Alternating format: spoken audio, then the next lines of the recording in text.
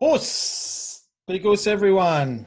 Us. What a special moment this is, ladies and gentlemen that follow the Kyokushin Shuffle. Thank you all for being a part of this special edition. Tonight, I have Shihan, Bill Polly from Buddha Kyokushin Karate Australia, Shihan, Judd Reid from Shikara Kyokushin, and Kancho Jimmy Phillips from Power Karate in Sydney. A big us to all of you Shihans. Us. Us. Us. Well, thank you, Sensei Pat. Thank you all for being here. Kancho Jimmy Phillips. Us. Us. Game Patch. Hi guys, how are you? Us. It's these are interesting times, but it's that it's still that we're able to keep communication during this time. That's important. So always great to see you all. Us. So this special edition was a concept I decided to put forward to Shihan Billy about a couple of months ago, and we are honouring Sosai Mas Oyama on the 27th of July is his birthday, and some of us here in Melbourne aren't able to be training on that day. And Shihan Billy's in Southeast Asia, and we had to put something together here that we thought, why don't we have a cool, fun, open chat about Sosai Mas Oyama, solely him, and what better, people than the three of you. So again, I appreciate your time. So from here, let's get stuck into it, because it's going to be an awesome episode here of everyone sharing their highlights, their journey, their experiences, or whatever it needs to be. But I guess, Shihan Billy, firstly, how are you and how's things going at your end? And then we'll move over to to Shihan and Kancho as well. Also, Sensei, thanks heaps for that, and really want to appreciate Shihan Judd for joining. Absolutely brilliant. Good to see you, big fella. Kancho Jimmy Phillips, good friend of mine and mentor and brother, over the years. And Jimmy has been just an influence, and I think Judd as well. You two. I think the three of us. And when Pat and I first discussed this and we're talking about this, I think the fact that we've started and we're coming around a circle and we're working even together now, I think it'd be really appropriate that the three of us get together and share some of our experiences and some of our laughs and some of our good times and bad times, and just really to acknowledge and honour Sosai Oyama, who had and still has an influence in our lives so much, because I've hit 45 years this year in the art. I think Kancho Phillips even more. Shihan Judd, yourself as well. From both you and I training in you're in your teens, and I was a little bit older than you, and training in the Eddie Shihan Emin House of Pain, as we call it, and just some of the great memories. And it's really good that we can share these experiences with everybody. And Sensei Pat, who's really, really, when this came up and we decided this, and Pat decided to put this together, was to really capture the intel, the product that we have in relation to our experiences and how influenced we are. Because as we, grow older in another generation, as the new generation comes through, they have never met Sosai or never will meet Sosai, or some people don't even have the opportunity to go to Japan to do these things. So I think it's a really good opportunity. So I'm really looking forward to having some laughs as well. It's, I think Kancho Phillips down there, we've got to look after him, because I don't think technology is his best way. I think he's still using the old baked bean cans with the string to talk. And Shihan Judd over there, he's very, very resourceful. If he doesn't have it, he'll find it. And I can share some stories of us in Japan where he was very, very resourceful. Well, we're frozen with Shihan Billy there, but Shihan Judd, you can continue on until Shihan Bill might join us. So, we in the countries that we are here, we don't have the medical opportunities that Western world countries have. But the one thing that I do and respect to these countries around these areas is they are vigilant, they are in it together, they work together, and they comply. We're sitting in this particular country here, and and it doesn't have a medical system. However, our cases are low, but everyone's wearing masks. We've been wearing masks from January. We've had temperature checks. It's starting to open up here. Even I even got an opportunity to go out this morning and do a bit of golf, and practice at the range. So we're just very fortunate. We've just got to find new ways. And it's no secret. I'm happy to share this. I'm currently in Myanmar, which is an amazing, incredible place, the old Burma, at the moment. And the martial arts here and the history of it is incredible with Lethwei and just some of the fights and Kyokushin. I couldn't believe it. Kyokushin is very, very big here. Almost every major group broken away is here, and they've just now they're just starting to open up. So looking forward to the chat. Kancho and Shihan down there and Sensei Pat. Happy to abide by the stories and the laughs. So really good times. Thanks, Shihan. Shihan, Judd, how are you going? And then we'll get to Kancho Jimmy. Yeah, no, thank you, Sensei Pat. No, everything's going good. And thank you so much, Shihan, Billy, and Kancho Jimmy Phillips as well for your time tonight. I didn't actually realize, Shihan, Billy, that you were in Burma already. I didn't realize that. And we just had a glimpse of you cut out just for a second then, obviously, because you're in Burma. You're thousands of miles away, and living even pretty much on a different planet over there compared to Australia. So yeah, just hope that you're keeping safe over there. And like you said, it's just really strange times, but it's good that we can get together and talk about the old days, talk about our memories with Sosai training together, and also the future. I'm sitting here looking at Shihan, Billy, and obviously your son Dean. He's now the future, the young guns coming up, and Kancho Jim's son Nathan. That's what it's like. So for me, that's what it's about, isn't it? To see the younger generation come through, and they're your sons, and we're able to, with what we've done over the years, that we're back together again. We're working together. Your sons are fighting. It's pretty awesome that we're sharing this journey together, and it's going to continue on, hopefully for forever as well.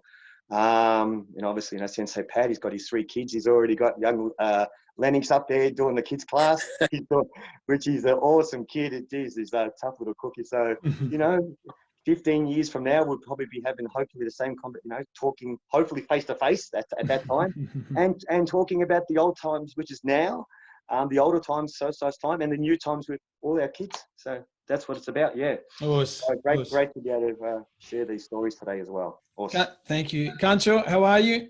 You might need to talk a bit loud. Talk up a bit. Can you hear me okay? Yeah, we've got a really big storm down here in Sydney at the moment, but great to see the boys. Right, Judd, Ors, and my old mate Billy. Ors. Ors, brother.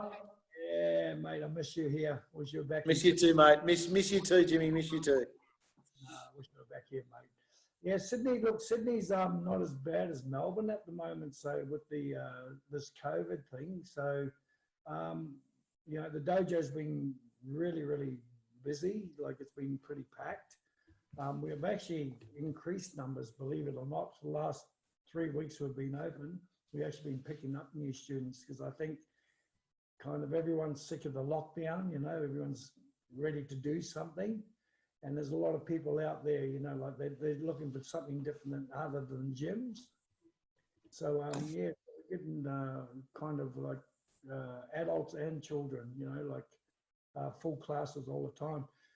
One of the best things that's come out of this COVID thing is that everyone having to book online, right? So love it, because now I can see how many people are turning up for classes and going, right, this is fantastic, where's that bloke gone? So yes, I'm really enjoying it, guys. So yeah, good on you. Thank you. Thanks all for giving us a walk through there. So I guess most of the podcasts I've done have just been on a raw and not so much questions, but tonight each one of you I've got a bit of an agenda as such, and for those listening, I hope you appreciate the time and energy here in respecting the window of time that they have to tell relevant stories. It's so difficult the podcasts I've done for 50 minutes to an hour and having to cut these masters off. I mean it with no disrespect. It just has to be, you know, in a certain time. So to begin this, we go from here, you know, and, you know, we remember Sosai, and my first, I guess, port of call will be you, Shihan, Billy, and then we'll go to Shihan, Judd, and Kancho at the end. But the first side of it that many of us hear stories from is the first time you ever saw or saw a picture, or was it via a book, or where did you see something of Sosai that started to make this journey, this influence as such? You know, where was it, Shihan? Bill? Oh, look, there's, I mean, one of them was, I first saw him in Sydney when he first came down. I was only really young at that stage. I think, Shihan Jim, what year was it? Was it 1983 or 85? Yeah, it was somewhere around there anyway, but that was just before, I mean, I had started really competing. I just started then. That's when I sort of started then, and it was Shihan Jimmy's generation at that point.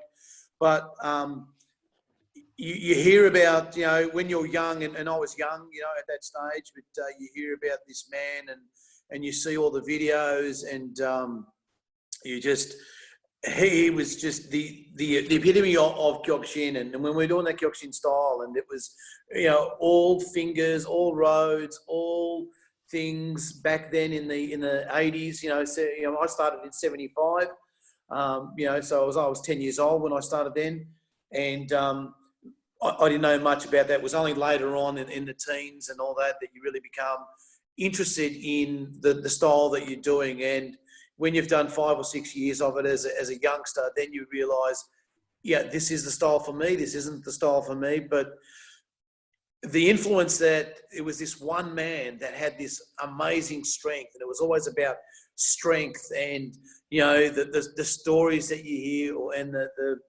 video grabs that they used to do. You know, I remember I've probably seen the first world tournament, Strongest Karate Part 1, 2, you know, 1,000 times, and that was just it. And it was, you know, when you see, it's almost like, you know, when you see a movie star out in the street, you know, and you see, that's how Sosai was, you know.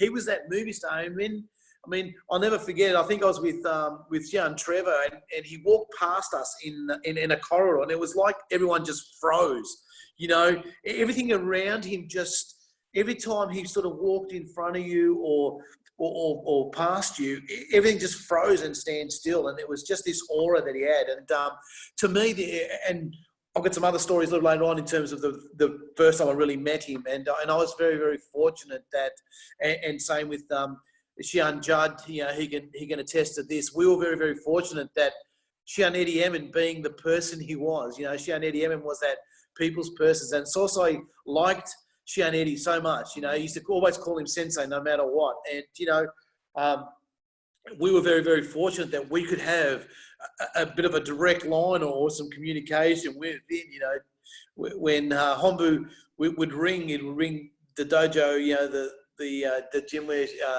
Shihan Eddie had, and yeah, he'd be on the other end of the phone, and that's how close he was. And people don't realise how close Eddie Shihan was to Sosai, and Sosai loved him because he was just that eccentric, and that if you didn't know him, you'd say, "Oh God, this man is just incredible." But yeah, he had the same spirit, and I think Sosai had a similar spirit. So very, very fortunate, you know, from that video, from the pictures, you know, and we had the monthly magazines that we'd flick through as a youngster, you know, the monthly magazines. It was then, even Australia, you know, and I must admit, you know, John Taylor and the AKKA and everybody, you know, when we were one, it was just amazing. We were such a strong group, and we had our monthly magazines. The Victorians, we were part of the VKKA versus the Sydney, but we had the magazines. Then we had the magazines Power Karate, and I think, Jimmy, you know, Power Karate, you were very fortunate to grab that in Australia, you know, the Power Karate magazine. And Power Karate magazine was a thick magazine full of Kyokushin fighters. And, you know, my dream was to make it into that magazine, and I made it in 3 magazines, you know, and that was a dream. It was like, oh, this is and people don't realise this, and this is how passionate we are. That magazine went out to 11 million people at one stage, and that's how many students plus was in the organisation, and it was out there, you know. And it was that being a part of this surreal organization, not just the martial art. Yeah, it was the martial arts, but, you know, it portrayed this world global thing that we all wanted to be part. And that's what I wanted to strive is I wanted, you know, there was things there. Oh, I wanted to be a black belt. I wanted to be a fighter. I wanted to this. And I'd already planned out my martial arts. And, you know, 45 years later, I'm still trying to do things. So that was my first, you know, the first time I was in Sydney when he came, and it was just an amazing aura, you know, that this person had. So that was my first experience of just seeing him. But, you know, I'll talk about it a little later. Yes. My first experience because Sosai did really pay out on me, and there's a funny story there to go. We look forward to it. No, that was great. Thank you for that. Shihan, Judd, if I need to repeat it again, that's all good. Yeah, no, it was. Yeah, my first of learning about Sosai, I started Kyokushin in 1982 at Brunswick Dojo underneath Shihan Eddy and also Anne Bradshaw. That was Shihan Eddy's dojo, but it was a satellite dojo underneath Shihan Eddy. So at the start of the class, a picture of Sosai was put at the front of the on the wall of Sosai. And as a young kid, obviously, I couldn't even probably say Kyokushin properly back then. We'd say Kyokushin, or, you know, with a real Aussie accent. So I knew that straight away, this Kyokushin style, and putting Sosai's picture at the front wall, that he was the founder of that style. But also, I thought, gee, he must have really, he's such an important figurehead that to do that. Obviously, just from going from an Aussie rules footy to suddenly going to a dojo, they're putting a picture of a Japanese master on the wall. So that kind of like, it really grabs your attention. But it wasn't until really that we started doing the camps, Shihan Eddy's camp, and Shihan Billy just touched on it before, with the old strongest karate. So on these camps, which were 3 sessions a day, waking up at 5 o'clock in the morning, Shihan Billy knocking on everyone's door, harassing him, get up, get the training, doing, you know, such grueling exercises during the day. Then at night time, the old VCE player would come out, and it'd be freezing as well. We put on a fire nearby, chuck in the black and white VCR, the tape into the VCR player back then. And that's when it really, Sosai was the first time that I started to learn about him. Talked about the fighters, Kyokushin Karate, showed images of Sosai training in the mountains. And I was just like, wow, this man's incredible. So it was probably from those camps, seeing these videos tapes, that really grabbed my attention, and really kind of like in awe, and wanted to train harder, and knew that I had chose the right style. And I pretty much knew from around that time earlier on that that's what I wanted to do for the rest of my life. Through, you know, those grueling training sessions at those camps, watching those videotapes of Sosai and what all Kyokushin was about, that was such a huge inspiration for a young kid, and just really drove, just completely just so inspired as a young kid. And then at the Shihan Eddy's dojo, when I first started, at the Elwood dojo, the brand new dojo, there had a big picture of Sosai on the wall, and it was a beautiful, immaculate dojo. So that's really when I started to learn more about Sosai. And then, as Shihan Billy was talking about the Power Karate magazines, Shihan Eddy had wrote about Kyokushin history, about what Sosai was about, all the history, which was fantastic. And as a student, we, you know, just went through every page and looked at the pictures, and, you know, was reading history about this incredible man and about his the incredible style that he produced, and how proud we were to be training directly under Shihan, as Shihan Billy said as well, very close to Shihan Eddy. They had a very, very close friendship there. You could almost say like the Shihan Eddy was like a younger brother in that respects. And Sosai loved and adored Shihan Eddy, and he was always side by side with him at the camp. So we were lucky to have that connection there, and obviously that later led on to me going to Japan, being Uchideshi. That was because of Shihan Eddy's connection.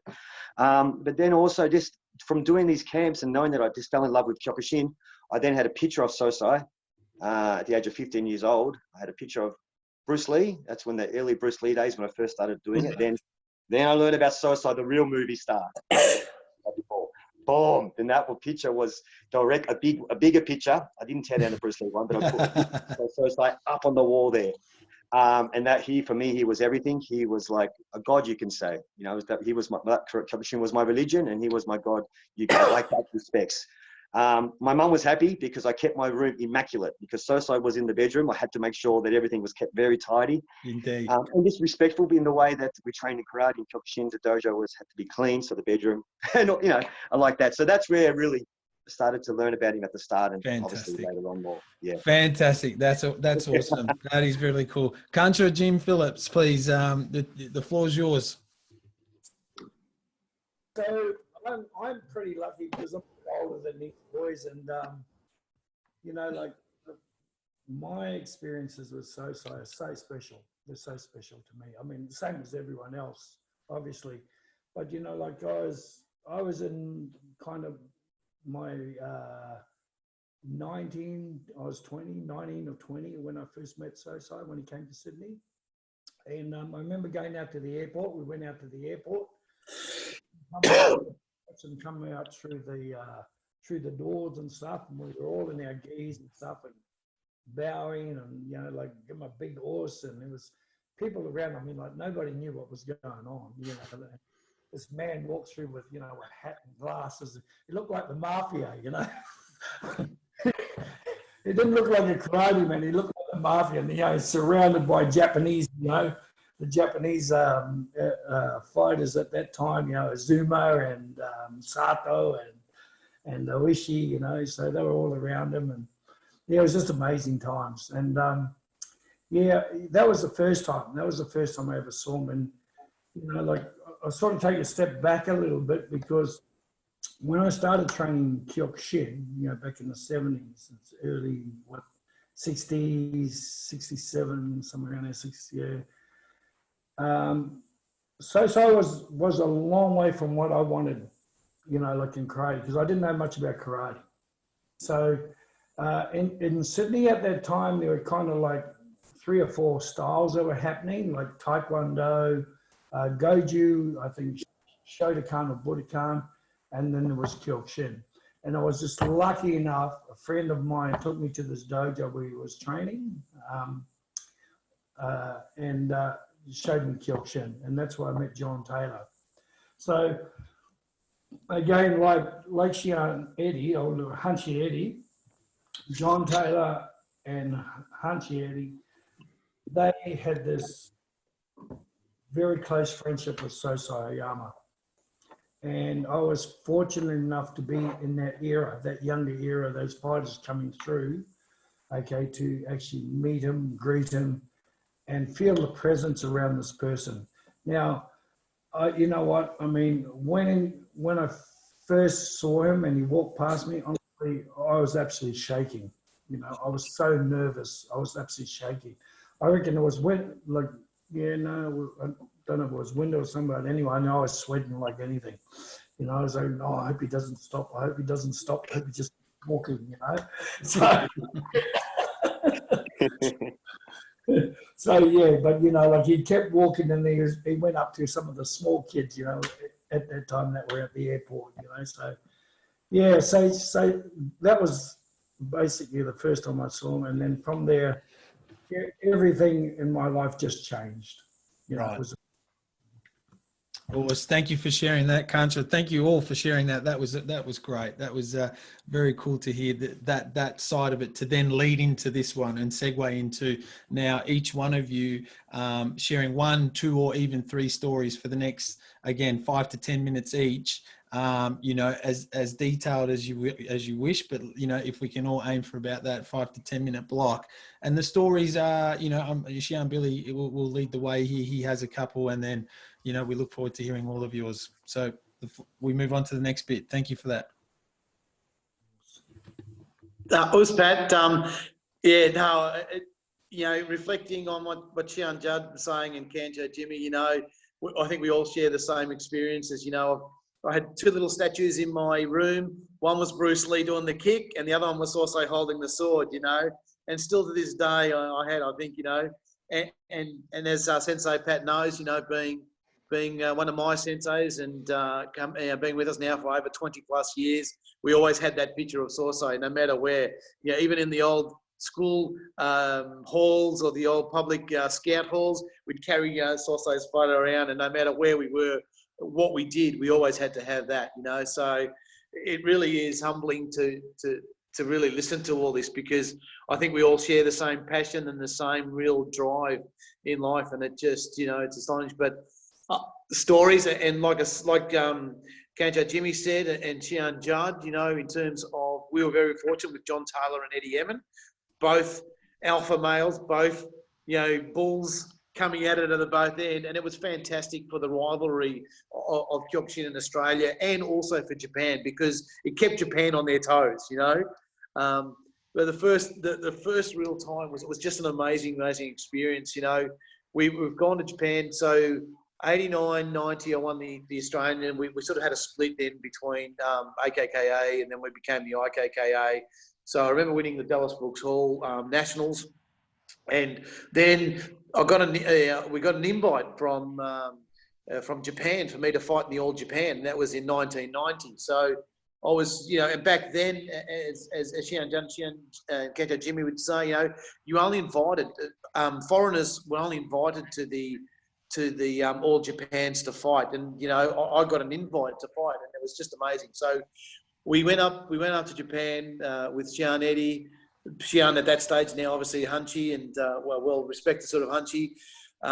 We went earlier so I can do some training there, because I needed to get some training done or whatever. So, but we had to get the permission to go and do the training. So we've gone to Honbu, people everywhere. Like, I'm going, what's going on? You know, there's people everywhere. There was brand chiefs from all over the world there. There were brand chiefs from Australia there waiting. It was amazing. So Hunchi, Eddie and I sort of come into the Honbu. I think, Judd, Judd was Uchideshi at that stage, I think 1990, is that right? You were in Uchideshi Yes. at that stage? Yeah, with big, man, you know, I was very fortunate. I had big Jack Sandalescu in my corner and telling me how to fight the Japanese. It was just amazing. But we're in that little foyer. It's not a very big area. You know, like in the magazines, it looks massive, you know, like I was expecting this massive building and this massive Honbu and you know, but then all of a sudden you get to Japan and it's like about this big, you know, it's like, wow, there was everyone. Anyway, everyone was talking, carrying on. Then all of a sudden it just went quiet, you know, like there was, you could hear a pin drop and everyone's just standing at attention. I said, what's going on? And Hunty and EBM goes, shut up, Sosai's coming, you know. Anyway, he comes in and people just parting. As he's walking, Sosai stops right in front of Hunchi Eddie. He goes, Sensei Eddie, brother, how are you? Come upstairs, please, need to talk. And like everybody, you could see all these eyes just on us, you know. And then Hunchi said, oh, student. He goes, yeah, student too, you know. And I'm going, no, this can't be happening, you know. And we're walking up the stairs, and Judd and Kancho Jimmy, up the stairs to his office. In his office, no jokes, I don't think I could hear anything that was happening or going on. It was just like, no, this is not happening, you know. The fact that everyone was giving us dirty looks downstairs in the foyer, because out of all the people that have been waiting there to try and see Sosai, we go up into his office, you know, and here I am sitting in his office, and you know, gents, you know what the office like, with his desk and the books, and then he had another little area with a coffee table and a couple of chairs. So we were sitting there. It was him. It was his legal advisor, representative was in there, and Shihan and me like, hang on, I'm just this little, you know, from Melbourne, Victoria, and I'm just like, honestly, I probably for the first 20 minutes that we were in there, I can't even remember what was being said, or because I was that shocked and that amazed that I'm actually sitting in the man's office and he's talking to us, and you know, we're talking about this, and there's Hunchi saying, oh no, he's my student, and yeah, we need to train. Oh yeah, everything was but and then I remember drinking the tea. So that's when I started then comprehending, was when we started drinking tea, you know, and I was really shocked and amazed, and how Sosai even used some English words, you know, and his big one for Shihan Eddie all the time was, you fix. Australia, you fix, you know, and yeah, so that was my first sort of contact in you know, having a conversation with Sosai and just being there. I mean, like we didn't have phones, we had no selfies or anything. This is just, you know, pure, yeah, and just Yeah, he's a kid from old Melbourne, Victoria, from the old dojo in St Kilda, and now I'm in Sosai's office, and I can remember his books and just everything. Everything was so neat. Everything was just so in its place, and that's the one thing that really kept me, and still to this day I remember, was that everything had its place. Even the tea ceremony that we had was just formal, and yeah. So that's that first story. So I'll pass it over to the other guys, because then it comes an even better one, what he did to me a couple of days later. Good one. Shihan, Judd, go for it. Awesome. I just, I mean, you to think that one man had, 12 million members underneath him, and these are the days before internet, before any social media. It's just incredible, remarkable that one man could have such a huge influence on the world and have so many devoted students. And he was very hands-on, and just that his working schedule, and I don't think he ever switched off. I think he was Kyokushin karate 24/7. That was his life. There was no switch off. It was always him, what he was going to do next for Kyokushin. Obviously, with his tournaments that he had every 4 years, where he would bring in 250 fighters from all around the world, their instructors, the whole, to be able to arrange a tournament like that would have been cost millions and millions of dollars back then. And he put it all out of his own pocket. And it's just any money that he made, he would put back into Kyokushin. Obviously, he had sponsors, but everything was for Kyokushin, and he breathed it, he lived it, and he slept it. And just his work schedule was 7 days a week. As an Uchideshi there, I saw firsthand how busy he was.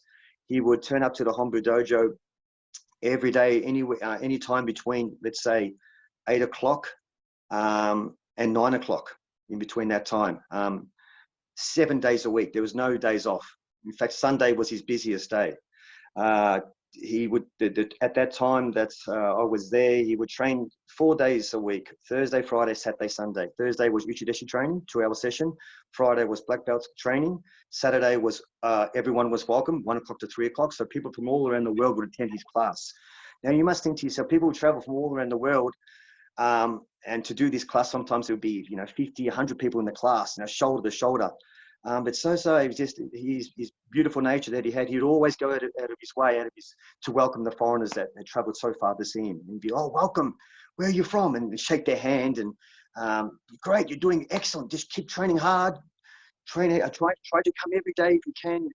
And he would try to fulfil them with, to train hard, and with very welcoming, and just So that was, when I saw that firsthand, I thought, wow, he's an incredible man who's got so much time for everybody. So his Saturday session was 1 o'clock to 3 o'clock. And then the Sunday session was a black belt class from 4 o'clock to 6 o'clock, where people from all around Tokyo and the outer areas would travel to do that class as well. So that was the hardest class. But just thinking about the Saturday session, and because incredible how busy he was. What I mean by he lived and breathed and slept karate, like he could have easily just given the reins to somebody else and just turn up when he felt like it. But no, he was there. And even with Uchideshi, he would have dinner with us every single Saturday evening. He didn't need to do that. You would think that maybe he wanted to spend time with his family and such, or his friends, but no, he was there because that was his karate. He wanted to spend time with his Uchideshis, and he wasn't going to he wasn't going to miss out on that. But actually, one example was, I remember one time Christina was there, and also Christina's older sister, I think it was Grace, who had a grandson or granddaughter there for dinner. So we're all there, and we're eating humongous amounts of food. And this dinner, by the way, as well, was actually the dinner every Saturday night for 3 years was harder than a training session. We didn't have any lunch during the day because we knew that dinner was going to be a full-on eating frenzy where we would be forced to eat to our maximum, almost the verge of throwing up. So we used to be psyched up before the dinner, like a training session. Go, come on, you can do it. Eat all that food, because we knew that in that dinner time. So I'd be like, okay, pass that for Nicholas. Pass that chicken katsu down to Nicholas. Nicholas, tabate. And whatever was given to us from Sosai, we had to go, os itadakimasu. We couldn't say, oh, no, thank you, I'm okay. No. There was no, this was like, yes, I will take it and it's going to be delicious. And always this answer with a os. That was it. And sometimes sweat, especially in the summer, would be pouring off your forehead because it was very hot in there. You were exhausted, but you didn't want to let Sosai down. And he would talk about stories of the days that he trained in the mountains, and he would say that the hardest thing that he found in life was being cold, lonely, and hungry. So he had been through all those things. So that's why I think that under his watch, he wasn't going to let us Uchideshi be hungry at all. He'd been through tough times, and he wanted to, like the old timers, he wanted to, beat us with food, and he would always say, you must eat a lot to have power for your training and to become strong. So that actually one time that Christina was there with her older sister and the little baby was there, we also got to see Sosai's softer side. This kid, his granddaughter, I think his granddaughter or grandson, must have been 2 years old. So obviously a 2-year-old is running amok. We're all there very serious and eating food, and the little one's running up and down, and he runs up to Sosai, and Sosai puts I think it was a boy on his lap, and the little one's pinching Sosai's cheeks, and Sosai's kind of like a grandfather playing with him, and it was beautiful to see. And I remember some of the Uchideshi were kind of like laughing and just and happily with a smile on their face, going, "Wow, how good's that?" Obviously, we're trying to pull a very serious face as Uchideshi does, but it was just like, wow. Look at that. He's just a grandfather and a beautiful human being, just like anybody else. So that was beautiful to see moments like that. But it also showed you as well that even during that time when he was family there, he was like, to his daughters, okay, we're going to have dinners with Uchideshi. This is our time with Uchideshis. So yeah, that was he just his work schedule to be there from early in the morning until late at night. Very hands-on. He had 3 or 4 secretaries working for him. He had his windows slightly open so he could hear the training sessions down underneath him, what was going on. The whole place was just a vibrating aura of spirit, with Sosai there, with everyone training there and training it like madmen, really, just like people are possessed, just to try and become as strong as possible. With Sosai driving into you, train harder, kiai. It was just like a incredible environment to be around. Sosai you didn't want to let him down. He knew he wanted to get the best out of you. He always would praise it. He would praise you. You say you can do anything you want in life. If you concentrate now on your karate, then everything will come to you naturally as you get older. He says, don't worry about anything now. Just train, and then a beautiful woman will come your way. He used to say that. Money will come your way. Doors will open up. Things will come into your life naturally if you really put in 100% effort to what you are doing now. So to hear these things day in, day out, these are very positive messages that we're hearing. And now I think as I've got my own dojo and I've got my own son, I think these messages and his philosophy touch home even more so than back then, because you realize that what beautiful meanings that they have and how important that they are. Whereas a young kid, you just think about, I just want to become a fighter and stronger. But as you get older, it's more about being a human being, giving back to your students. It's a different journey. So. Very good. Yeah, that was pretty amazing time. Thank you. That's awesome. That's a good start, Shihan, Judd. I'm sure you as we do another circle around, we'd love to hear another one. But Kancho Jim Phillips, your time for a bit of a story here. Okay, so sort of getting back to you, Billy, I remember Sosai's office. There was myself, Tony Bowden, and Gary Vickers. We were invited to his office one day. And, and this is just before the Mitsumina camp, because he wanted us to come on the camp. And we were training at Hombu, 3 times a day at that stage. That was after the second world tournament. And just going up into his office, and I remember all those books, and I mean, and no one really, at that stage, you really can see the type of person he was, how, I don't know, they say blessed he was, but I mean, there was movies about him, there were cartoons about him on TV. There was a cartoon show on Mas Oyama, there was, I've still got books, comic books of his, in the dojo, you know, so that I brought back from Japan, you know, so yeah, you know, so that type of thing. And I mean, like, you know, the aura of the person, I mean, when he walked around the streets, I mean, it wasn't the fact that it was just Mas Oyama, it's the fact that the sumo wrestlers would bow to him. Everyone would pay this homage to him, you know. So, I mean, like, that's how important it was, you know, like, or how important he was, okay, to Japan. I think in Australia, we take so much for granted. Like, you know, like, especially like in Sydney, my first dojo training with John Taylor, you know, like, we trained in the YMCA. So it was just a big, like a tennis court type, a basketball court, you know, like it was the size of a basketball court. And, you know, we had about 60 students in there, and we thought that was great. And we used to train really, really hard and wide and anyway. And I thought it was so good, you know, because, you know, as you say, the Bruce Lee influence and, you know, and you're seeing, you know, different movies. I used to go to Chinatown on a Saturday night, and I spend all night at Chinatown watching the Chinese movies. They used to be, right? So I'd be there till like 5 o'clock in the morning. I'd go there 10 o'clock at night, and I'd be sitting there watching movies all night. It was amazing, you know, like, so then you come back and you try and, you know, you put them back into your class, you try all these different things out, you know. So, yeah, so, yeah, just, again, you know, just saying how important he was, I think, in all our lives and to everyone else in the world. And I mean, really, you know, like, you were so fortunate that day, I mean, like, you know, to be with Shihan Eddie, to go up to his office, because the thing is, like, I've been, you know, like, to the office some days where I've had to wait like 3 or 4 hours to see him. You know, you'd have to sit there and you just wait. And then, you know, it comes like 5 o'clock in the afternoon and says, oh, So-So's gone home now. Come tomorrow. You go, oh, you know, that was it. So, you know, when he's gone. So, I mean, how fortunate were you, mate? And Judd, you know, like, your life story there, that's such a special, I think that's such a special history for Australia, you know, like for Australia itself, being Uchideshi for so long, you know, so very important for all of us. I got to spend 3 months there training at Hombu.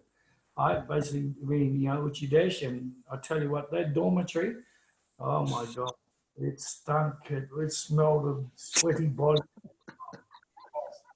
And then when we had food with Sosai, as you say, Sosai would, you know, like make you eat, you know, he'd send away one of the Uchideshi, come back with a big bag of apples, or, you know.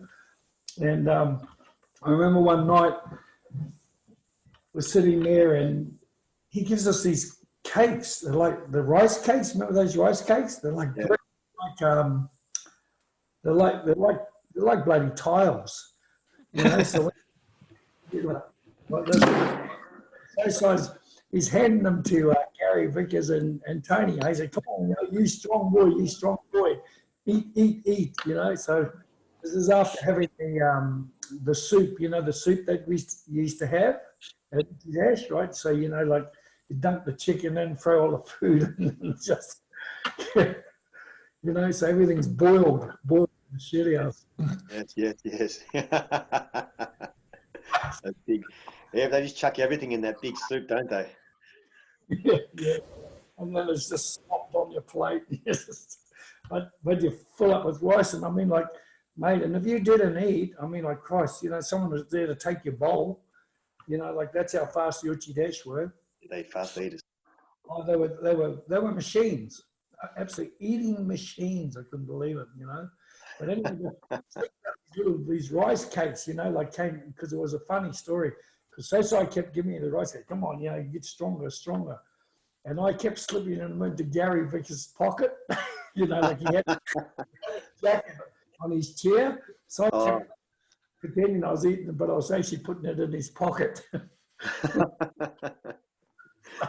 And then I turned around, because I kept passing them on to him. But mate, the apples and stuff like that, the fruit that he got us that night was absolutely beautiful, you know. Massive apples.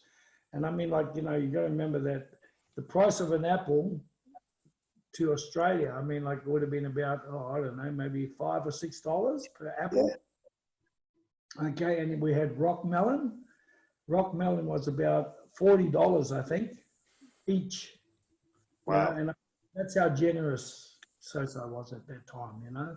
So yeah, quite amazing, you know. So very good, very good. That's great. Thank you for the first round, I guess, of stories. If there's any follow-ups, here's your chance to do another 5 minutes each or such. Go for it, Shihan Bill. Yeah, no, and Shihan Jimmy's right. You know, back then in the late 70s, early 80s, it was so expensive in Japan. You know, I remember paying $6 for one banana, you know, or $25 for a watermelon, because it was watermelon. $25 later, I was like, whoa, you know. And it was just, yeah. But I think, and I'm listening to these stories, and you know, I think Sosai touched a lot of the foreigners, or touched everybody by, like Shihan Judd said, you know, by the food, by being together, by being, you know, in that family sort of unity type thing, and that's what it was. And you know, I hear stories about the food, and that was the other story I was going to say, is that we got invited to a personal dinner. You know, it was just the brand chiefs, and here's me again. You know, and again, and I really want to thank you know, Hunchy Eddie, and just he would not, you know, he would take us everywhere. He would put himself, you know, in the firing line just to get us there. You know what I mean? He would not hold anyone back, and that's it. You know, that exposure that he gave us, you know, to get over there, to meet him. You've got to meet him. You've got to do this. You've got to do that. No, come on. You know, no. But Shihan, it's, you know, it's only brand chiefs. No, shut up, you. You've got to come with me, you know. So we've gone to this restaurant. It was just, you know, it was the advisor group, Kenny, Shihan Les Barnes. It was Shihan Peter Chong, you know, all that international advisory committee board, you know. So here we are. Shihan Eddie and I rock up again into this flashy restaurant, his little personal room, and there's 2 seats at the end of the table. So we've walked in. All of a sudden, he's gone. Sosai's gone. Stop! Move! You move! You move! Created 2 seats in front of him. So Shihan Eddie and I are sitting in front of Sosai. You know, a few people weren't happy and having a go at Shihan Eddie, saying, "Oh, why are you so special?" You know. But I think it was all a plan, you know, that Sosai Oyama had at that stage, because again, with that food situation, one, you know, Shihan Eddie even doesn't like to drink much, and I think Sosai knew that. And with me there, he was just, you know, I look around and there's this, you know, girl dressed up in all the geisha sitting behind us, and she was, you know, giving us the food and all that. It was just, but yeah, I'm sort of there, I'm eating, and yep, I finished that plate. So Sosai give me another dish and another dish and another dish. I said, hang on, what's going on here? It's like the food was getting up to here. And like Shihan Judd said, all you had to say was us, you know, that was it. So I'm thinking, oh no, I'm not good here. I started getting the old sweats. You know, I started doing, oh no. I was saying to Shihan Eddie, I've got to go. I'm going to throw up. He says, don't you throw up. Shut up, you know. So anyway, I had to get up. I run out of the room into the toilets. Behind me, there's another dish that he had there. Here I am, heaving my guts, just getting all this food out, right? Anyway, I was like, yeah, he's sort of wiping me down. Back into the room. I sit down again. There's another bowl of rice. He's just pushed in front of me, you know? And it's like, here I go again. So I'm eating there. And at the same time, he was giving us this plum wine. And he was making Shihan Eddie drink the plum wine all the time. And he's going, it's good, Shihan. It's healthy. It's plum. It's fruit. You know, they're interpreting it that way. And because Shihan say, oh, yeah, it's fruit. Oh, this is really good. To the point where we had to carry Shihan Eddie, and Sosai was laughing all the way. He was holding out. When we left the restaurant, I never, again, one of those pictures that's stuck in your head, you know, Sosai holding on to Shihan Eddie, and as we're walking down to the car, because Shihan Eddie's like, oh, I love you this, and yeah, and mind you, he's had about a whole bottle of plum wine, you know, the old shotsu plum wine, and it was just amazing. Here I am, food's coming out of my nostrils at this point, and Sosai was just laughing, you know, like laughing. He's just like, well, I fixed you guys up, didn't I, you know? But again, they're the things you know, that you remind, and they're the things that sort of stick in, you know, all I see is Sosai hanging on to Shihan or Shihan hanging on the Sosai, you know. It was just amazing. Very cool. There you go. Thank you for that one. Shihan, Judd, your second round. Go for it. Oh, those eatings, frenzies stories are amazing. I think with Sosai, his style. So when I went there in 1990, but he at that time he wore always a similar blazer. It was a blazer and a hat, which more represented the time of, I say, the late 50s, the early 60s, and his style hadn't changed. Like even though it was 1990 in Japan and style had changed, he was dressing back still like in the late 50s, early 60s. But always just very classy, just immaculate. Everything was, Kancho Jim said, everything was spotless. And there's a word in Japanese called seiri seiton, which means everything must be clean to precision. And he would stress that seiri seiton, cleaning, is a very important part of what we do, is to also to keep clean, but also develop strength. So when you're cleaning something, don't just do it half-hearted, but scrub away.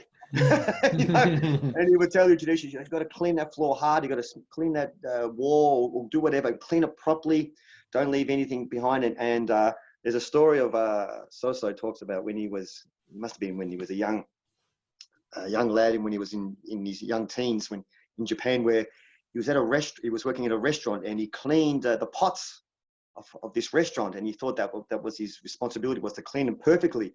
And the owner fired him because those particular pots needed to be a little bit greased all the time. So he's gone over, so he's just he's actually cleaned everything too much. And the boss was like, no, those ones, you've ruined it. And that just shows you his character, though. He just, even at a young age, in his teens, he had those values of, everything must be clean and must work hard. Even to this, the first few traditions, we weren't allowed to use the washing machine at all. So everything had to be washed by your hands, and especially the gi. So so you can imagine during the summertime, they're training, 2 or 3 times a day, and we used to go through gis like that. And he used to say, and if you're there early in the morning or in the evening, you would see uchideshis at the front of Hombu Dojo, cleaning by hands, cleaning their gi with some soap and scrubbing. And so I would say, you must scrub your gi hard. You will get a good strength in your wrist and develop good wrist strength. And he would say this often and often. So this is what we would, really wash away of our gi. So that was just the mindset, getting stronger, being disciplined. Even washing your gi is going to get you stronger. So just things like that. And he would always lead by example. Times when it started to snow at the front of Hombu Dojo, he would, as he was exiting or entering, he would just grab a shovel and just start cleaning the streets of the snow. And of course, uchideshis would come over straight away and say, excuse me, I'll do that. And he was like, no, just I'm okay. So he just led by example. He would do that first, and then obviously if anything was out of place, we would have to make sure that would have to be done properly. And he would also do that to winter camps as well. Be first one to grab the shovel and start cleaning the path up to the stairs, so it wasn't a slippery path. So it was just just things like that. He was always looking out for people, looking out what he can improve on, and through those So I mean, these are I guess you can call it old ways, but they're good ways, and develop good values, and that was his character, just through working hard, whether it's cleaning, whether it's eating. Yeah. He would also say you should train more than you sleep. So that's what they used to say that very often. So if you're sleeping 8 hours, you should train out 8 hours and a half. If you're sleeping 12 hours, you've got to train 13 hours. Yeah. You have that. And he was very, very. I mean, not many. There's no one like Sosai. But if you try to just take a few of his ideas and his values, and you cherish that, and you go with that, I think you're going to get a lot out of that. I think they're going to be good values to teach your students as well. Not just for training, but for life, as we mentioned as well. Yeah. So very good. Yeah. Awesome. Thank you for that. That was great. They're good reminders of all of these things, aren't they? They're just the simplest things that just makes you kind of go, back to it as such. Kancho, have you got a second round of any stories of while you were with Sosai? 4th, 5th, and 6th. I had heaps of rounds.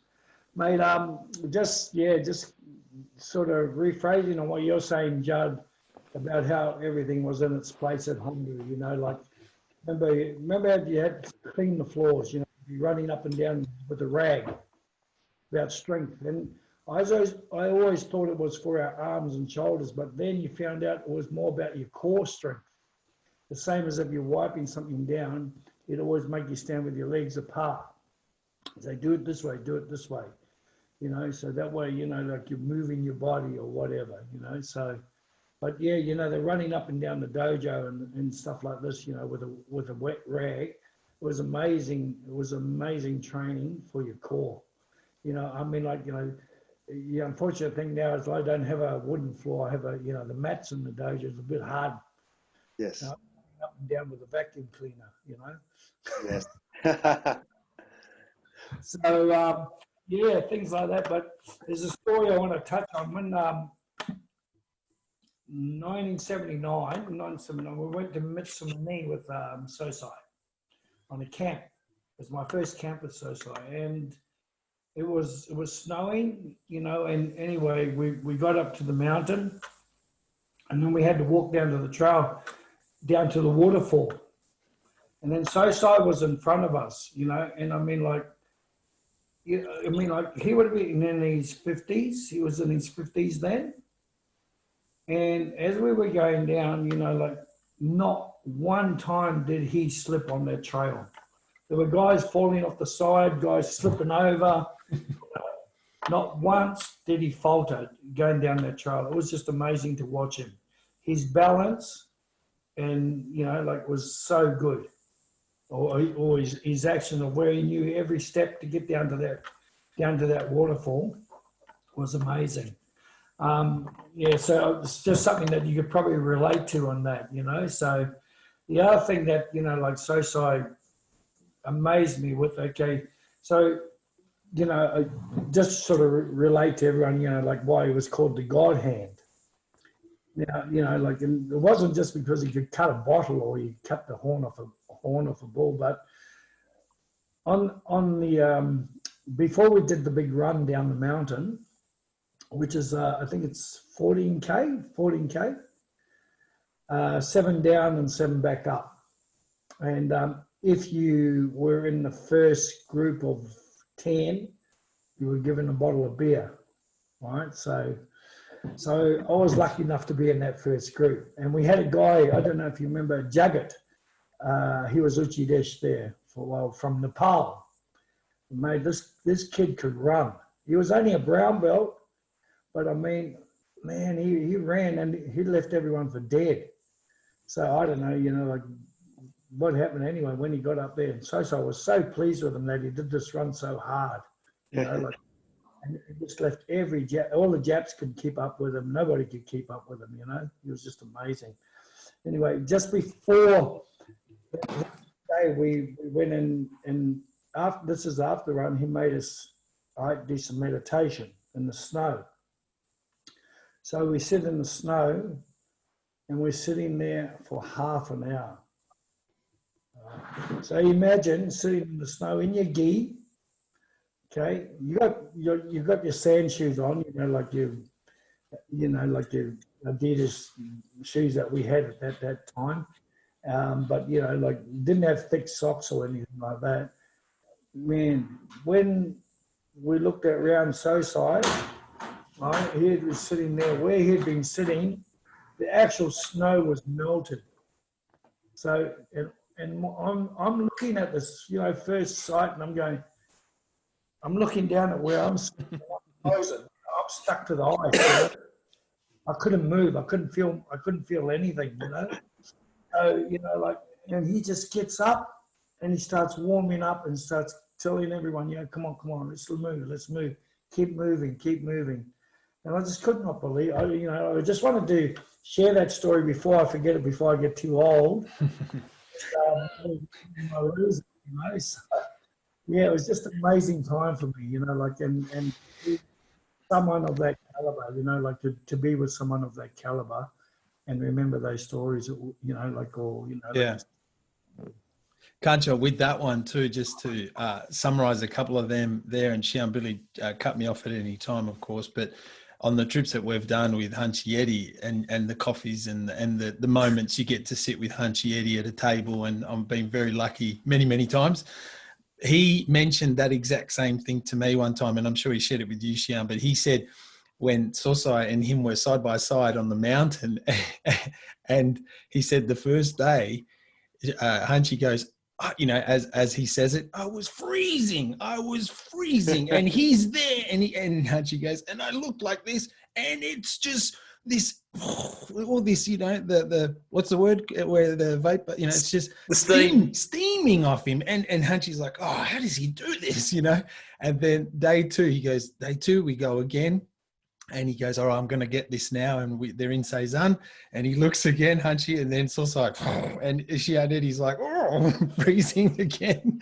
And then he said that Sosai went up to him and said, stop looking at me, relax, and go into that meditative type of zone and into that. And he said, all right, I'll try it. And he said it started to get a bit better, but it was just in that next level of how he explained it. And similar to what you were just saying there, Kancho. Yeah, and Pat, it hadn't stopped, because every time, and Judd can attest to this, we used to hate it when Hunchy Eddie would go to the camps up in Japan, because he'd come up and we'd be the test dummies, with the moksor for hours, we're in the water, in the cold, and he goes, oh look, Sosai does meditation, makes moksor and Cezanne in the snow, and you guys, so we would be the test dummies, but that's what influenced also Hunchy Eddie in terms of the Zen and the meditation side of his training. Was he was also amazed at how much Sosai had provided him, and some of the things have sort of flown on to us, and again, we were lucky, and like Shihan Jimmy said, or Kancho Jimmy, sorry, it's been a long time calling you Shihan, now I've got to call you Kancho Shihan. And so no disrespect, all right, Kancho? You are our senior, as you can tell. He's already in the Senior Citizens Club.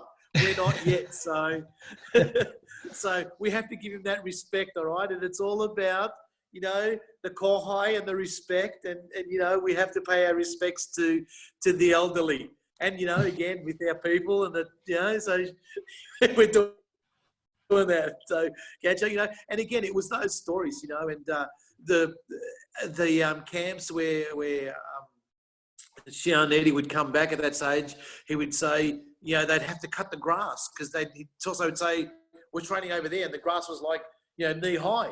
And the thing is with Hunchy Eddie, and this is why I think Sosai liked him, is that he would just talk back to him. He would just, he's a human, he's like me, I'm just good that he would talk to him like that, and he would talk back to him, and then Sosai he'd say to us, Sosai would say, cut the grass, get the scissors and cut the grass, and then Hunchy Eddie would try and do the same thing with us, and say, right, clear the area. So we'd be clearing the little rocks and the sticks, just trying to go there. But they're the fun times, and it's getting those stories around. Perfect. I was about to say Shihans and Kancho, they're fantastic. Thank you for that block there, and look how fast it goes. We're already an hour in. So just to finish off our last, it is magic, and it's a beautiful thing that I get to do every week with many. And in respect now, I guess I've just got my note here and just saying, if you can each share now, let's move to the future side, and the importance and the influence of these wonderful stories and these, massive, principles and actions and values that Sosai has brought, that each one of you have mentioned tonight. And for the next generation as such, we've got to continue on, and in celebrating again, it's Izzy's birthday, and we just need to keep that fun energy up to the respect of understanding that, each of you have a different view, I'm sure, and I look forward to hearing it. So just, the last 5 minutes, you have your say now, and if there's anything extra, we can summarize at the end. Can we? Oh, I've lost him. Cut out just in time. Wait for it. He was the guy. Minma, look at his This is really good. I'm really proud, because we've got you know, Kancho Phillips, you know, the first generation, then me, the next generation, and now Shihan Judd, the generation after that. We've got that gap, you know, we've got a really good 15, 20-year span here, not just our ages, but our martial arts experience, you know. Me looking up to Kancho Jimmy Phillips when he was fighting, going, geez, I want to be, you know, fighting there.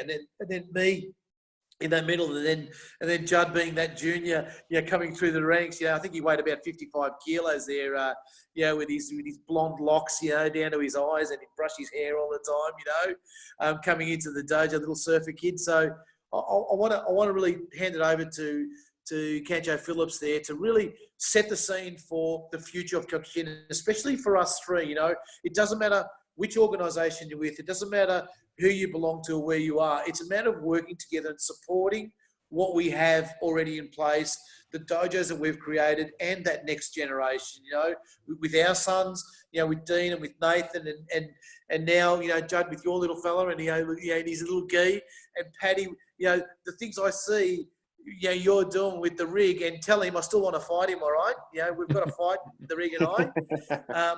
Yeah, and that's how Dean was. Remember, yeah, you were there when Dean used to come into the dojo and just fall asleep on the mats, you know? Mm. So I really want to hand it over to Kancho Jim to really set the scene of our future and the next generation that we really want to get, you know, we don't want to lose this. And this is the one thing that I want to say, is that we don't want to lose all this knowledge and all this experience, and we want to just continue that legacy of Sosai Oyama. So over to you, Kancho.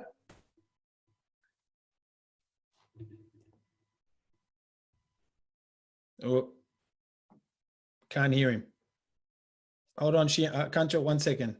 We can't hear you there. We might have, not sure why we've lost your mic there. There we go. It's cool. No, that's you. Okay, thanks, Billy. Look, the future for us looks very, very bright. As you say, you know, like we've been working with, you know, Shihan Judd with the ring karate and, you know, like, and what's happening in Victoria, and fantastic outcomes, you know, like the way that you brought the Japanese team over and things like that, you know, made it very exciting for us. Our boys, you know, like, as you know, like between Billy and myself, you know, like our sons are our futures. They're the future for, you know, Zen Kyokushin, World Zen Kyokushin, but also for Australia. But in saying that, you know, like we've got to involve all our dojos as well, you know, and I mean, like if we look back to my era where we had 200 competitors, right? You had over 200 competitors at one tournament, you know, like you know, the middleweight division, you know, like had about, you know, 30 to 40 fighters, you know, the lightweights, you know, the heavyweights had about 20, you know, 25 fighters or whatever, you know. So we always had, you know, like big numbers. I mean, I don't know if we will ever get back to that, but I can see that the quality of fighting that our people have, that and the opportunities that we give them, right, that the three of us working together have given our fighters and groups, okay, is the way to go, you know, the way of the future. I'm not sure about this COVID thing, you know, like what will happen there, but, you know, I believe that, you know, there are tournaments where we can probably have them online or something like this, you know, maybe without crowds or something like this, I don't know. But we have to look at that, you know, like in the future, I suppose, if this keeps going. World travel at the moment, I suppose, you know, like is not going to happen for Australia anyway for a while. You know, we might be able to get it to New Zealand if we can't have, yeah, you know, like maybe we can travel to New Zealand and challenge New Zealand or whatever, you know. So, or New Zealand can challenge Australia. We might be able to have an international match there. Okay, I would like to see us have further contacts towards more camps, seminars, and things like that. You know, like where we can integrate and share technique. You know, and really share our karate. You know, like if you look back, you know, like when Kyokushinkai, you know, when Kyokushinkai first originated, as I said, there weren't many styles in Sydney at that time. I had 3 friends at that time that were training different styles, and we used to get together on the weekends, regardless of styles or groups or instructors. We got together and we shared knowledge. To me, that's what karate is about.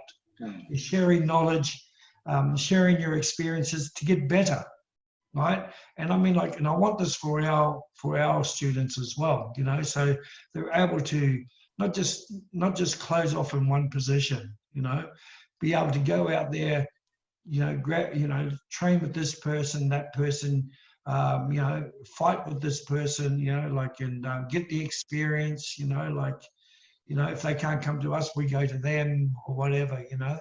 But that's what I'd like to see in the future for us, you know. You know, I'd love to see Australia right on top again, you know, to be a world recognised, you know, like our fighters to be world recognised again as some of the strongest fighters in Australia or inside the world, you know. I mean, Sosai knew from the second world tournament, Australia had some of its best fighters coming up through the world. The third world tournament, the fourth world tournament, you know, and after that, we kind of lost it a little bit, you know, so, you know, like, but, you know, up to that point, you know, Australia was looking very, very strong.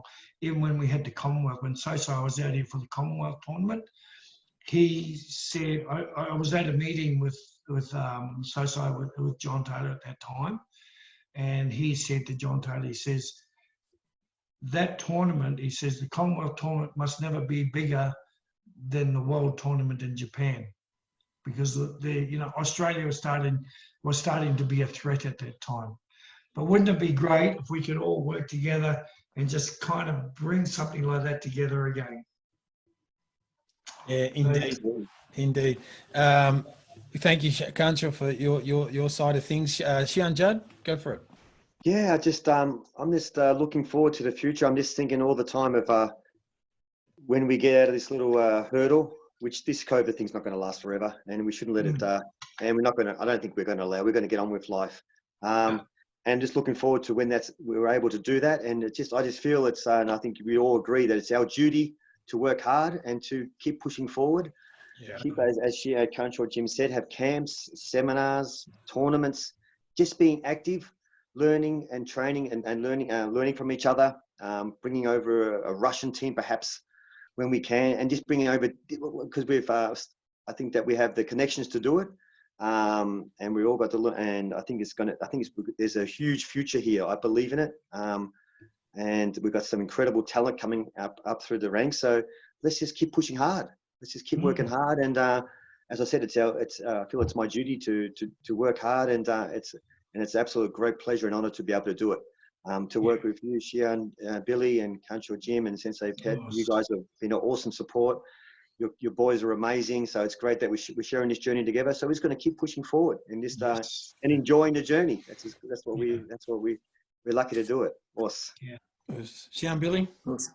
Yeah, look, and both of you gents have touched it about. It's about, you know, when we talk about power, unity is power. You know, individually thing, and we're not, you know, the world has changed, Kyokushin has changed, organisations has changed. You know, there's people opening up dojos now that are so far away from that generation. You know, we're very lucky that we're only one, and I say that to my students, we're only 1-2 generations behind, you know, with John Taylor and Oyama, with, you know, Hunchy Eddie, Emin, you know, and Oyama, and now it's us. You know, we're only, when you do a family tree, and I saw a jiu-jitsu family tree of who was close to the Gracies, and, you know, we're right there. There's dojos all over the place that are so far, and it's up to us to really, really hold that torch, you know, and to work together, regardless of what organisation we belong to or who we're there. And regardless of, you know, we shouldn't have all the politics or the you know, I'm better and bigger than you. No, it's not that. You know what?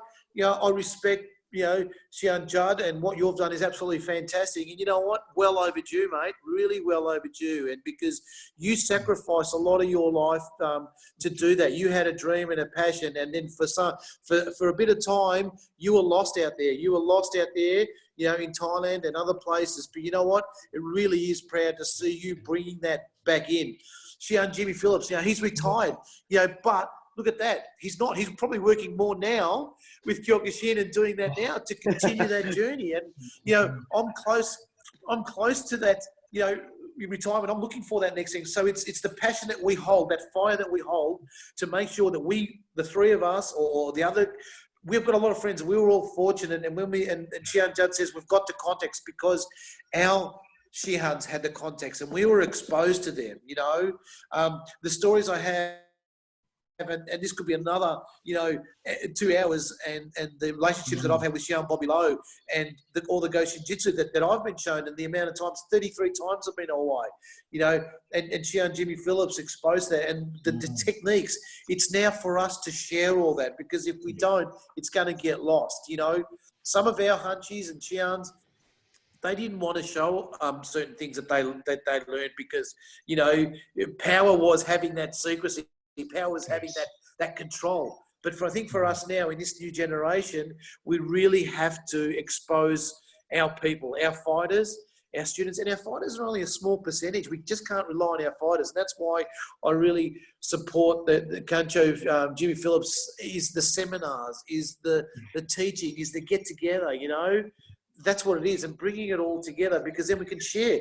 You know, what Shihan Judd has learned is amazing. You know, like I only got to train a little time in Japan, you know, very little. Shihan Jimmy, a bit more. But Shihan Judd has had 3 years of living that life there, right there and then. And you can't compare it with, and it is Buddha. When we talk Buddha, it's a way of life. So we have to incorporate it in this. And you know what? I was reflecting on the first 45, 50 minutes of us talking. We didn't talk about karate at all. We talked about life. We talked about Sosai and life, and that's what it is.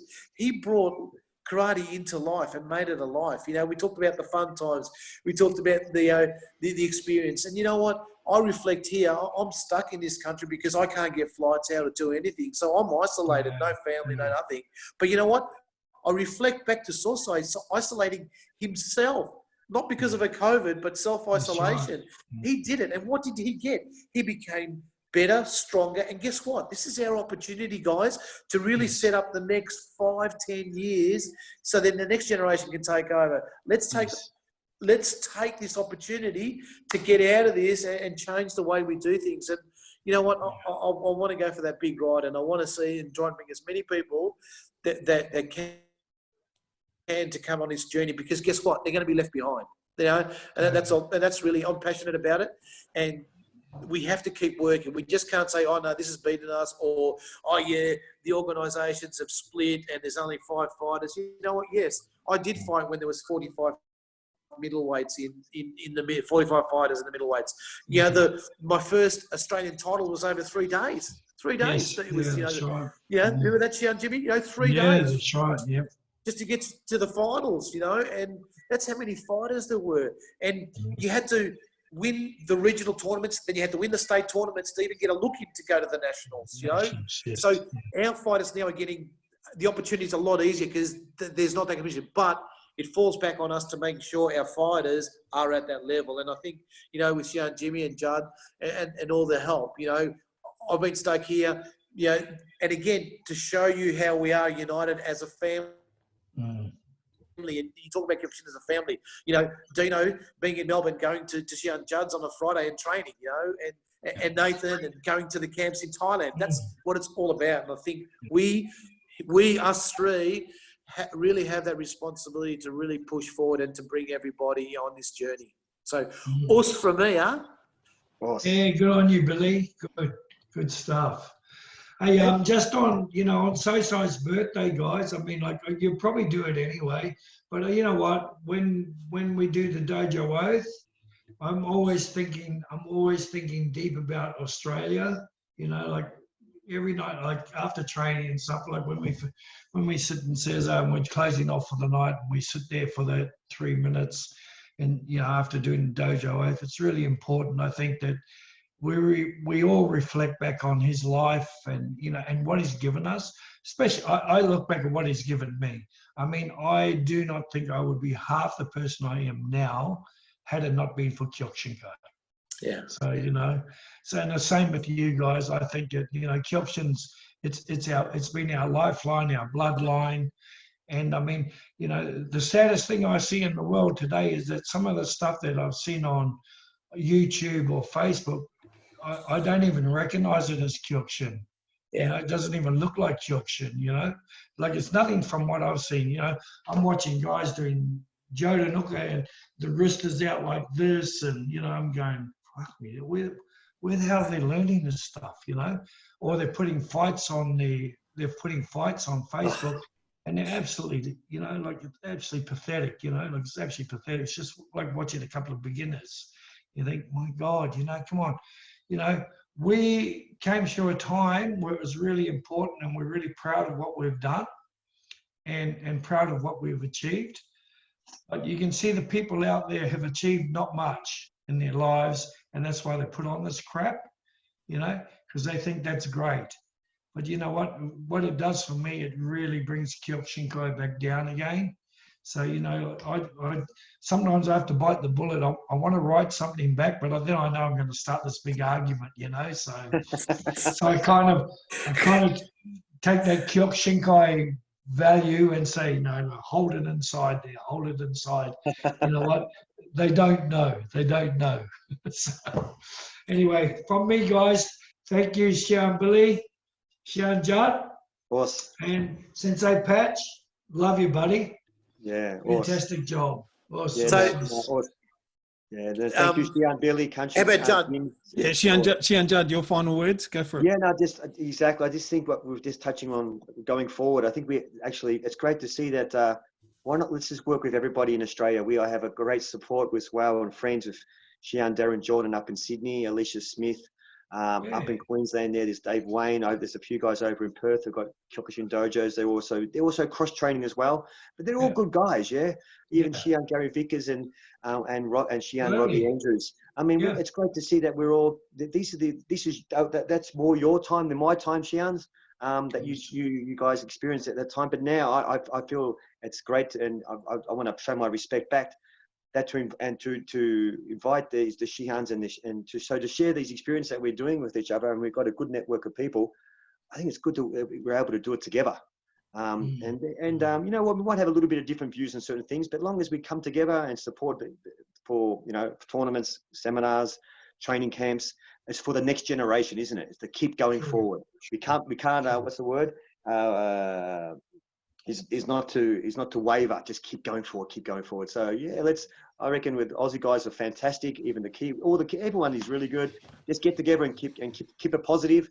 And I think big things await Australia in Kyokushin. And now I'm feeling pretty positive. Awesome. Hang on, Sensei. Can I throw this on its head? And I want to now turn it to Sensei Pat Pinto, to Patch, as Kancho Films calls him, Patch. Pat, what do you summing this up? You know, like hearing these stories from three of us, and you now as that next generation, that sensei coming up, and your passion of pushing forward. So, what are your then sort of closing comments, and then it's over to you, and let us know. Look, I've been fortunate to be again in the lineage of Hanchieti and then Shihan Billy and the relationships, and that's the biggest word. And I get the fortune and benefit of hearing these stories behind closed doors as such for the last 20 years.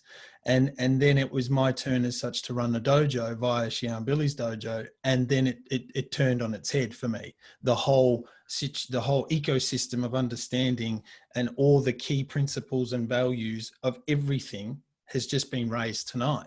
Now, not everyone gets to hear a Shihan Bill, a Shihan Judd, and a Kancho Jimmy Phillips. So when I created the shuffle and I ran it by you, Shihan Billy, and I said, listen, this is the time. I have a platform here to get as many as I can, and I'll do my best to. And it was a tap on the shoulder.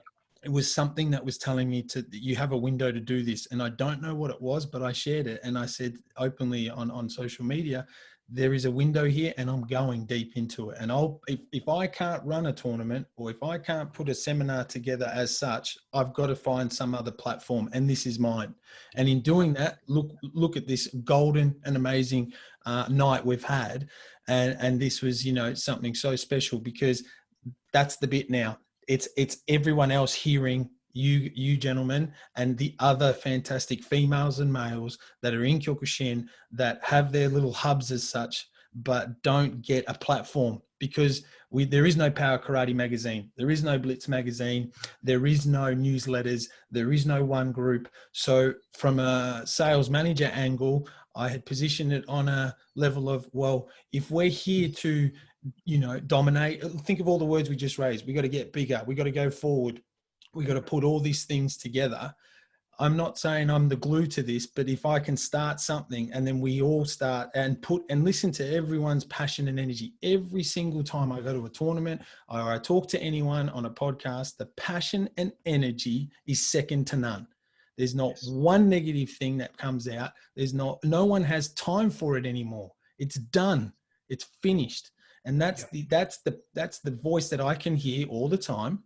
But now there was no platform for all of us to share. So I appreciate that, Shihan, but that is what I have for things to move forward. Shihan, Judd has his amazing tournaments. You two, Kancho and Shihan Billy, have seminars and so much knowledge that we could only fit your camp, Shihan Billy, into 2.5 days. We could have gone for 4.5 days. Shihan Jimmy, Kancho Jimmy hasn't even scratched the surface because he's building his dojo back up to 80 to 100 during COVID. My dojo shut down. Shihan Judd's dojo shut down. So where else am I going to put my passion and energy to? And this was it. Good on you, Pat. Well done. Well done, mate. Good work, mate. So to all of you, thank you so much. It was something I was looking forward to for a long, long time, wasn't it, Shihan Billy? And when you revealed who you wanted as your guest, it was even more of a fantastic opportunity. So to each one of you, floor's yours for the last 30 seconds, a big us, and then I'll finish off. Yes. Thank you very much, Patch. Again, thanks very much, Shihan Billy. All right, Shihan Judd. I hope we can see each other soon, guys. Okay, really like to catch up with you all. All right, God bless. All the best. Thanks, Kancho. Like I said, it was an absolute honour when you accepted our invitation to talk there. Shihan Judd as well. You know, I can't think of anyone more high profile than you and what you have achieved, mate. So please, the world needs to know, Australia needs to know all of our achievements, you know, what we've done, you know, the journeys that I've had. We didn't have the social media platform back then that is now, you know, and promoting things, you know, of us training and going in tournaments, et cetera, So this is a really good opportunity for us. And I really, really think that if people can just, you know, hear this and just say, hey, it's okay, let's work together and let's become the group that no matter where you belong to, that we follow the traditions and Sosai's ways, you know. So thanks, guys, and Buddha Kyokushin all the way. Free advertising. Judd, go for it. No, thank you so much, Sensei Pat, for organising this, and Shihan Billy and Kancho Jim. Great to see you guys. I'm really looking forward to seeing you all at the next event, and we have our own little sayonara party that we have afterwards. Yeah, they're special moments. So we've got plenty more special times ahead of us. Looking forward to that. Everyone, please take good care, and hopefully we see you all very soon. Thank you all. Stay safe, guys. Stay safe. And to everyone listening, and to Sosai Oyama, a big happy birthday to Sosai Mas Oyama. This is why we all got together. This is why we all made the time. Some really cool, exciting things to happen. More so with the podcast, as you can see, we've got windows like this that we can do. But a big happy birthday to Sosai for the 27th of July. Us.